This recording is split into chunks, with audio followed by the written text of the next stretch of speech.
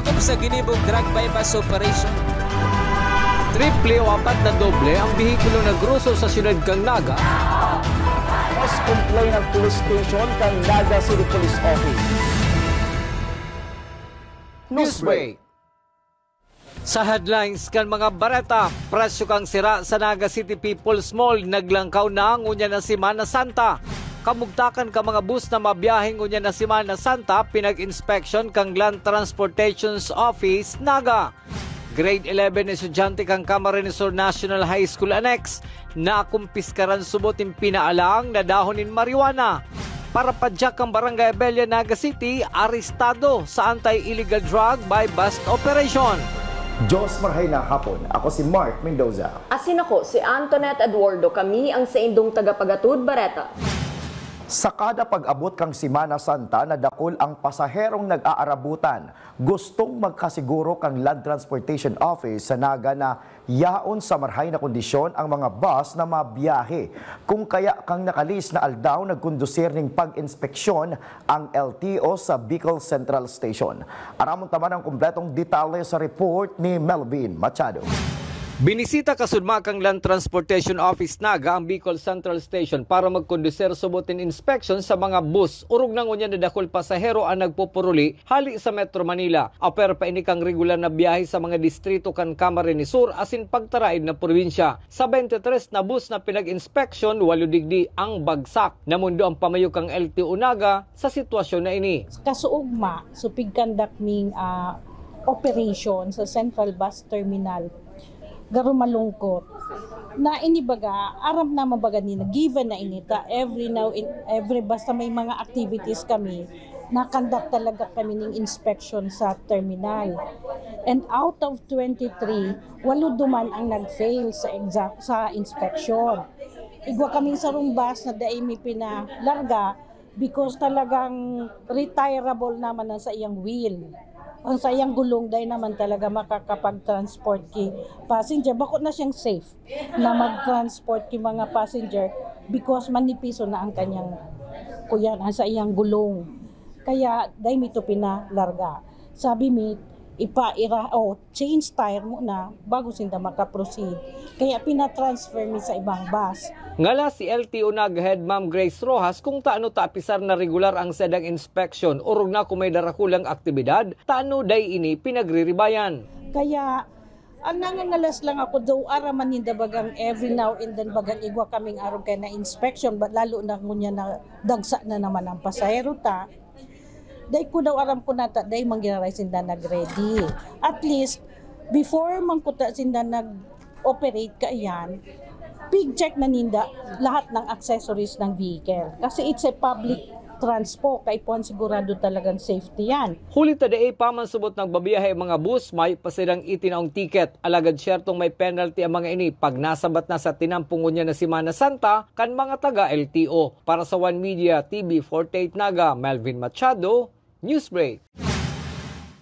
Mientras tanto, liwat na papagirumdumo ni ako Bicol Party List Congressman Attorney Jill Bongalon ang opisina regional kan DPWH sa Bicol na tawaning atensyon ang kamugtakan kan Andaya Highway na nagdadara nin perwisyo sa mga biyahero urog nangunya na Semana Santa. Ang mga nagbabiyahe hali pa sa Metro Manila na mapasiring sa Kabikulan ang maeksperyensya ang makanus na kamugtakan kan tinampo. Apwera pa inisa nangyayaring patrabaho sa may parte kan probinsya kan Quezon. In preparation for the Holy Week, I wrote various letters to the various government agencies to come up with a solution to ease the traffic in those areas.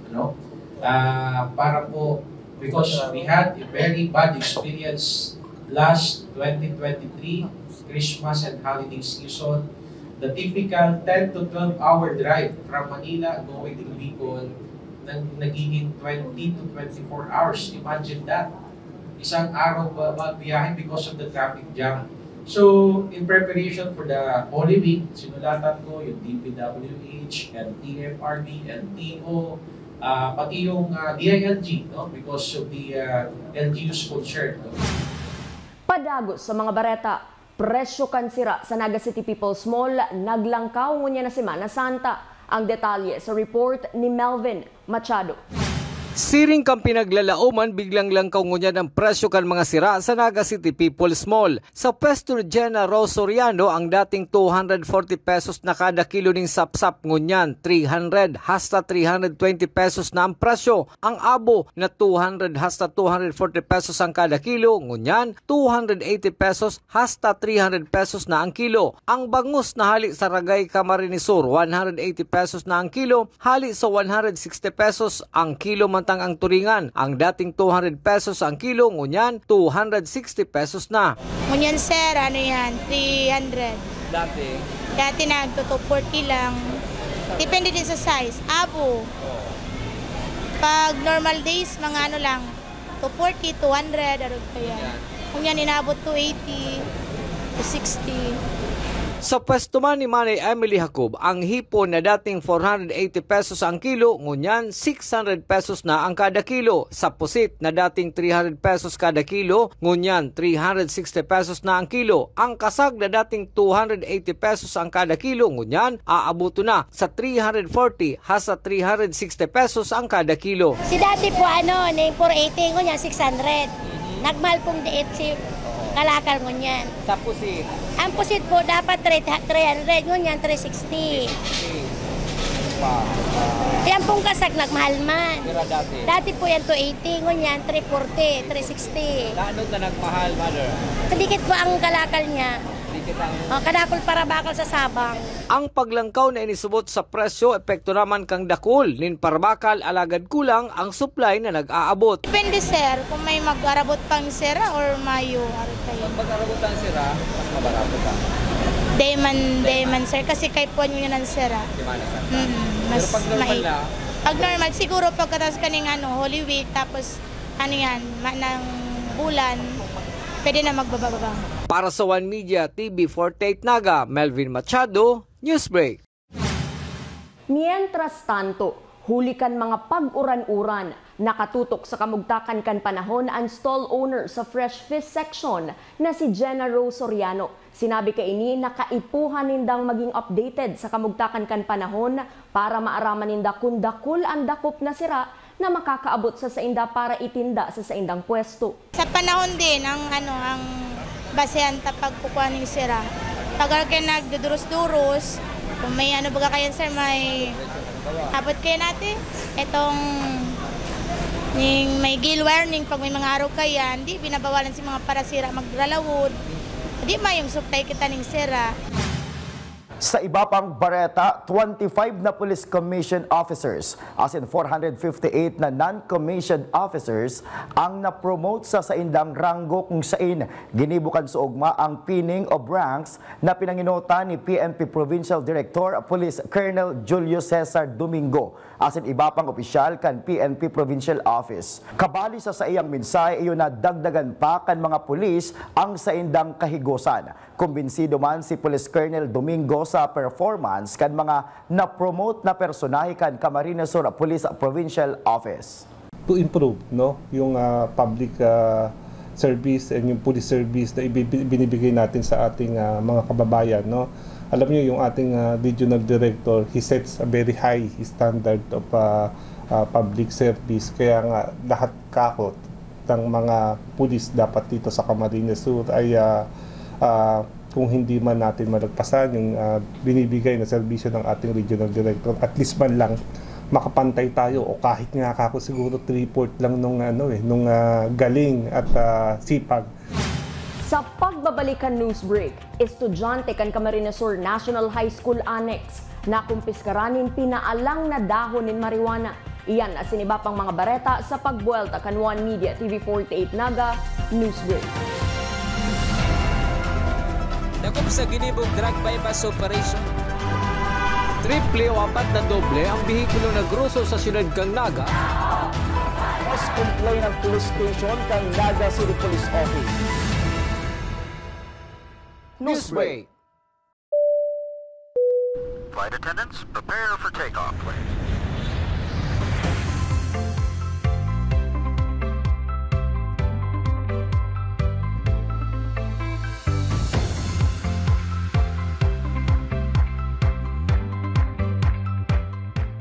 Lips life vest over your head.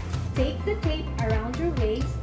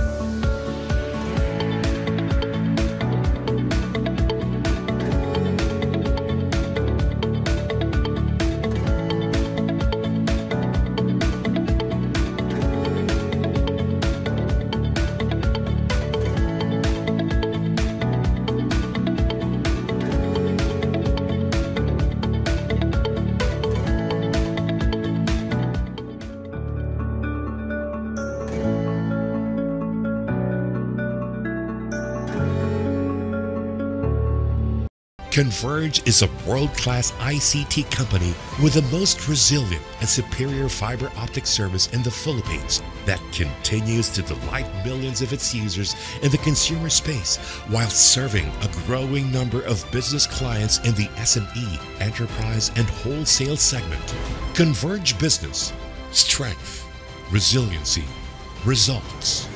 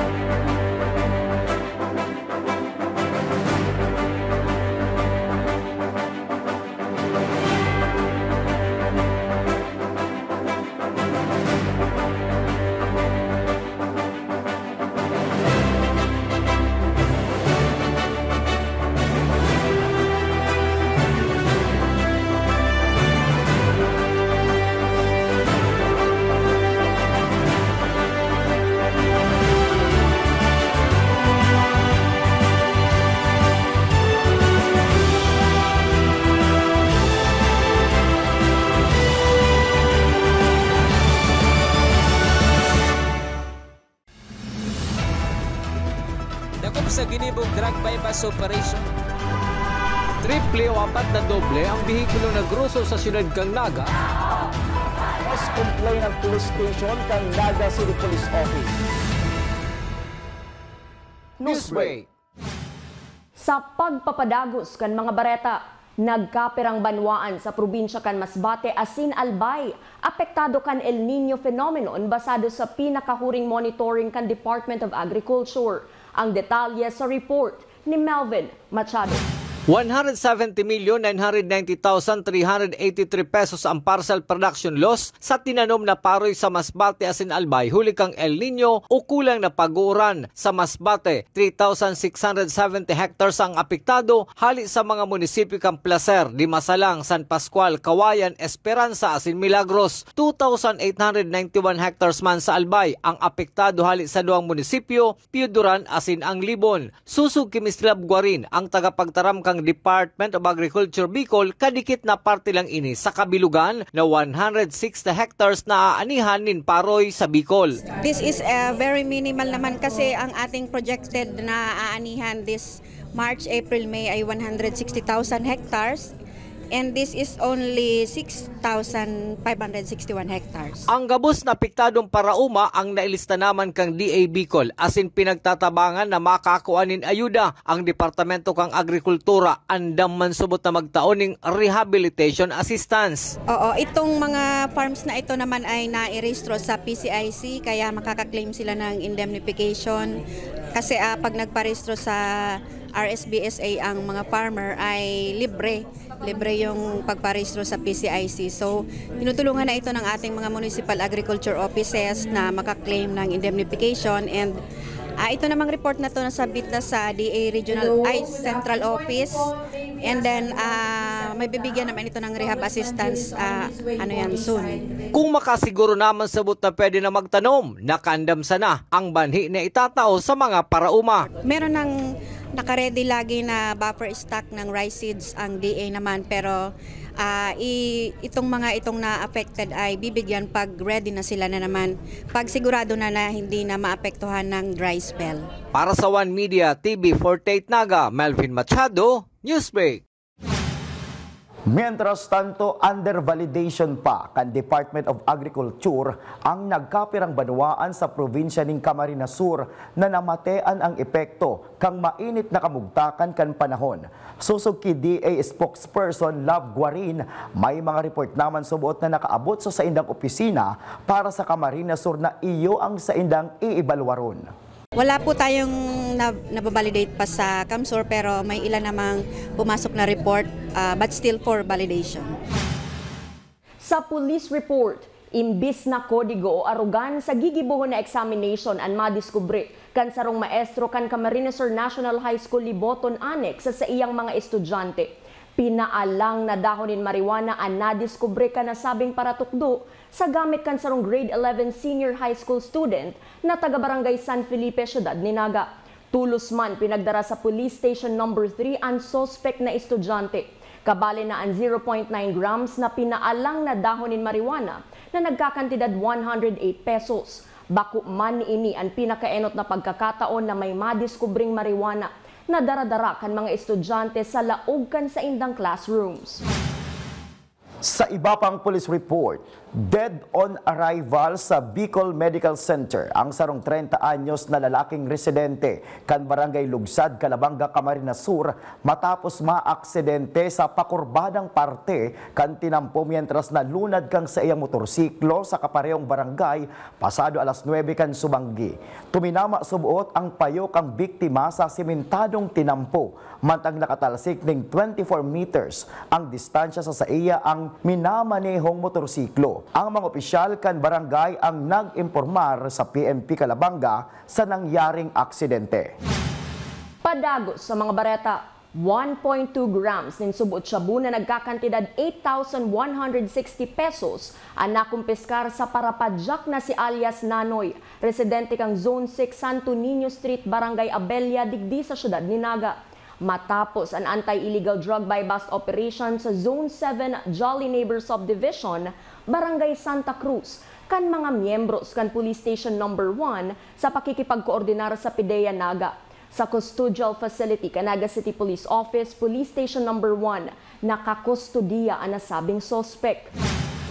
Asin nga ng mga bidang baretang nakala kan mas pinakusog na puwersa kan One Media TV 48 Naga News and Bicol Affairs. Day malingaw na i-follow ang sa mga official Facebook fan page One Media TV 48 Naga. Ako po si Mark Mendoza. Padagos kaming mahatod nin mga baretang garantisadong nangingenot as sinapapanahon. I-hit ang subscribe button sa samuyang official YouTube channel, One Media TV 48 Naga, tanganing updated kita sa mga bareta asin istoryang bida, an Bicolano. Ako si Antoinette Eduardo asin ini, an One Media TV 48 Naga, Newsbreak. Dakop sa ginibong drug bypass operation. Triple o apat na doble ang bihikulo na gruso sa siyudad kang Naga. Mas complain ng police station kang Naga City Police Office. Newsbreak.